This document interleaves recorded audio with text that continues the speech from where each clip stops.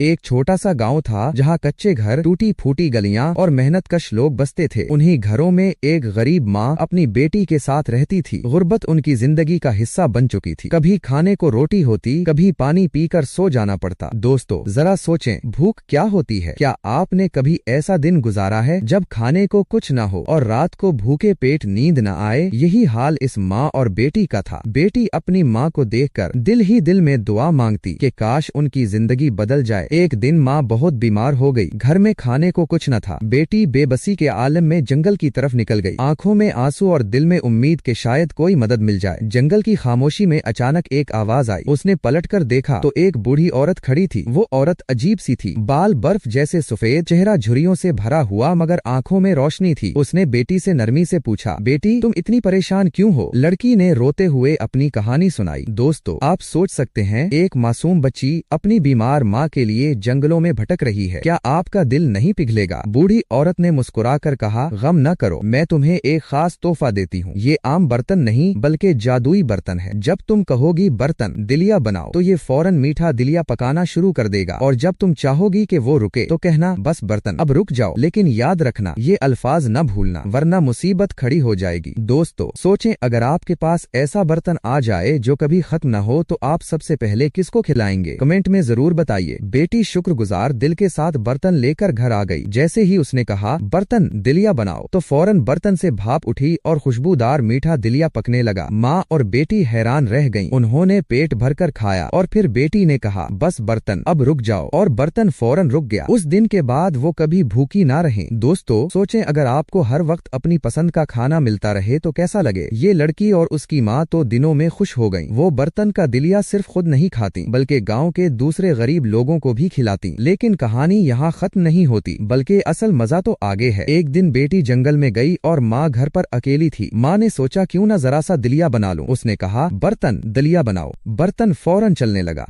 माँ ने दिलिया खाया, लेकिन उसे वो अल्फाज याद नहीं रहे कि उसे कैसे रोकना है। वो घबरा कर कहने लगी, बस करो, अब बहुत हो गया। लेकिन बर्तन नहीं रुका। रुक जाओ बर्तन, रुक जाओ। फिर भी बर्तन उबलता रहा। दोस्तों, जरा तसव्वुर करें, दिलिया बर्तन से बाहर बहने लगा, कमरे में फैल गया, फिर गली में निकल आया। बच्चे पहले तो खुश हुए, वो हाथ भर भर कर खाने लगे। लेकिन जैसे जैसे दिलिया बढ़ता गया, पूरा गाँव डूबने लगा। घरों में दिलिया, रास्तों पर दिलिया, हर तरफ मीठा मगर खतरनाक दिलिया। अब मैं आपसे पूछता हूँ, अगर आपकी पूरी गली दिलिया से भर जाए तो आप क्या करेंगे? सोचकर ही अजीब लगता है ना? गांव वाले चीखने लगे। कोई कहता ये जादू है, कोई कहता ये अजाब है। जानवर डूबने लगे, लोग छतों पर चढ़ गए, हर कोई परेशान था। तभी बेटी वापस आई। उसने मंजर देखा और फौरन कहा, बस बर्तन अब रुक जाओ। और बस जैसे जादू खत्म हो गया, बर्तन रुक गया, दिलिया का बहाव थम गया। गाँव वाले हैरान रह गए। उन्होंने बेटी का शुक्रिया अदा किया कि उसने सबको बचाया, लेकिन साथ ही वो दिल ही दिल में खुश भी थे कि अब उनके पास कई दिनों के लिए खाने को दिलिया मौजूद था। दोस्तों, यहाँ एक सबक छुपा है, छोटी चीजों को कभी हल्का मत लो। माँ ने वो अल्फाज भुला दिए और पूरा गांव मुश्किल में पड़ गया। आपको भी याद रखना चाहिए कि इल्म और हिदायत हमेशा कीमती होते हैं। वक्त गुजरता गया, बेटी जवान हो गई। वो सबके साथ दिलिया बांटती, किसी को भूखा न रहने देती, लोग इसे दुआएं देते। एक दिन फिर वही बूढ़ी औरत आई और बोली, बेटी तुमने मेरे तोहफे की कदर की, तुमने दूसरों के साथ बांटा और कभी गुरूर नहीं किया। यही असल जादू है। ये कहकर वो गायब हो गई। बेटी की आंखों में आंसू थे, लेकिन दिल मुतमईन था, क्योंकि अब वो जान गई थी कि दुनिया का सबसे मीठा दिलिया वो नहीं जो बर्तन से निकलता है, बल्कि वो है जो दिल के खुलूस और दूसरों के साथ बांटने से मिलता है। तो दोस्तों, आपको क्या लगता है, अगर ये बर्तन आपके पास होता तो क्या आप दूसरों के साथ बांटते या सिर्फ खुद के लिए रखते? कमेंट में जरूर बताइए। तो दोस्तों, ये थी मीठा दिलिया की कहानी, जिसने हमें सिखाया कि असल खुशी दूसरों के साथ बांटने में है। अगर आपको ये कहानी अच्छी लगी हो तो प्लीज वीडियो को लाइक करें, अपने दोस्तों और फैमिली के साथ शेयर करें, और मजीद दिलचस्प कहानियों के लिए हमारा चैनल जरूर सब्सक्राइब करें।